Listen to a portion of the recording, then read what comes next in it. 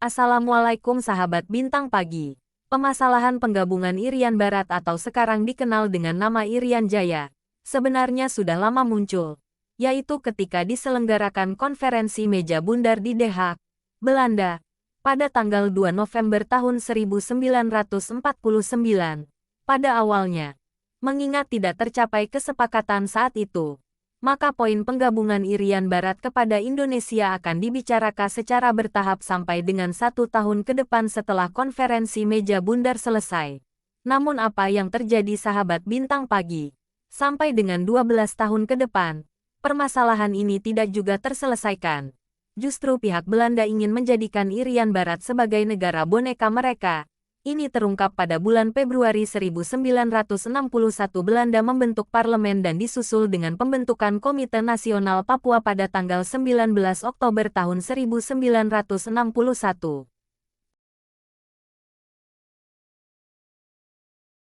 Sahabat Bintang Pagi, mengetahui hal-hal tersebut, Presiden Soekarno langsung mengambil keputusan untuk merebut Irian Barat melalui operasi militer.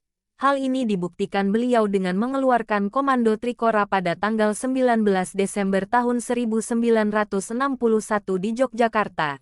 Trikora atau Trikomando Rakyat meliputi: gagalkan pembentukan negara boneka Papua Belanda, kibarkan sang merah putih di Irian Barat dan bersiap-siap untuk mobilisasi umum.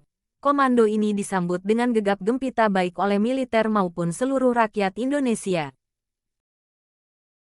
Sahabat Bintang Pagi, untuk melaksanakan tugas berat ini, Presiden Soekarno memerintahkan Maijen Soeharto untuk memimpin jalannya operasi pembebasan Irian Barat dari tangan Belanda. Guna melemahkan dan mengecoh musuh, maka Maijen Soeharto memerintahkan operasi pendahuluan, yaitu infiltrasi, dengan cara penerjunan pasukan langsung ke daerah pertahanan lawan.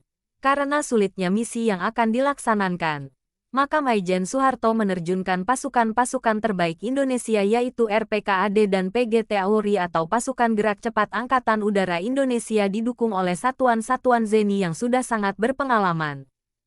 Sahabat Bintang Pagi, sekitar pertengahan Mei tahun 1962, diberangkatkan 81 personel pasukan gerak cepat, yang dibagi dalam 3 peleton. Pasukan ini akan diterjunkan di belantara Irian Barat untuk mendukung operasi infiltrasi yang telah direncanakan. Tepat pukul 22.30, di lapangan terbang Laha, Ambon, persiapan tampak pada semua pasukan gerak cepat tersebut. Mereka memeriksa senjata, jumlah peluru, parasut dan lain sebagainya. Tampak bayang-bayang pesawat C-130 Hercules di pinggir landasan. Auri terpaksa menggunakan Hercules yang sebenarnya oleh Amerika tidak diperbolehkan untuk operasi militer. Tapi apa boleh buat, daya tampung, kecepatan serta kemampuan terbang di atas jangkauan pesawat pemburu Belanda merupakan keharusan pihak Indonesia menggunakan Hercules tersebut. Pukul 0 pasukan mulai masuk ke perut pesawat Hercules, mengambil tempat di dalam posisi berdesak-desakan karena kelebihan penumpang. Bahkan posisi pasukan sampai tepat di belakang kokpit pilot. Sahabat Bintang Pagi, sesaat kemudian pesawat Hercules pun melesat di atas landasan Lanut Laha, untuk kemudian terbang menembus pekatnya langit malam kota Ambon. Sedang di dalam perut pesawat, puluhan personel PGT diam di tempatnya masing-masing sambil membayangkan apa yang akan mereka hadapi beberapa puluh menit ke depan. Pemandangan di luar sangat gelap dan sesekali pesawat terguncang ketika menembus gumpalan-gumpalan awan di langit. Seluruh perangkat radio dimatikan untuk menghindari radar Belanda. Komunikasi dilakukan dengan jalan sandi Morse. Suara sandi Morse yang terputus-putus membuat suasana semakin tegang.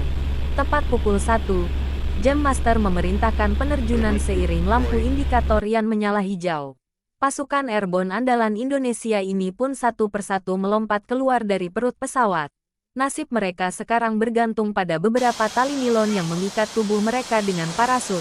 Berdoa semoga Tuhan memberikan keselamatan adalah pekerjaan terbaik saat itu. Sebagian besar atau mungkin semua pasukan terlatih ini berpikiran sama, yaitu bakal jatuh di hutan, menyangkut di pohon. Lalu setelah sampai di darat berjalan ke sana kemari mengcari teman-teman mereka atau perbekalan yang jatuh entah di mana. Iya sahabat Bintang Pagi. Itu adalah pikiran yang wajar. Mengingat di mana mereka diterjunkan, disitulah pertama kali apa yang akan dilakukan ketika sampai di darat. Apa yang terjadi sungguh di luar dugaan. Sebagian dari kompi PGT tersebut baru tersadar ketika jarak tinggal 30 meter dari tanah. Ternyata mereka akan mendarat di atas asrama pasukan Belanda. Dan karena lebih siap walau sekejap, pasukan PGT segera memberondongkan peluru dan menembakkan roket ke arah asrama pasukan Belanda tersebut. Sebaliknya pasukan Belanda di bagian lain yang masih istirahat hanya bisa kebingungan, dan sebelum mereka sadar, senapan J3 pasukan PGT dengan serentak menghujani mereka dengan peluru 7,62 mm-nya. Beberapa mulai balas menembak dan mengakibatkan beberapa personel PGT gugur. Perlawanan mereka segera dibungkam dengan lemparan granat pasukan PGT. Sedang pasukan Belanda yang berusaha lari keluar menyelamatkan diri, terus digempur oleh pasukan PGT dari atas asrama.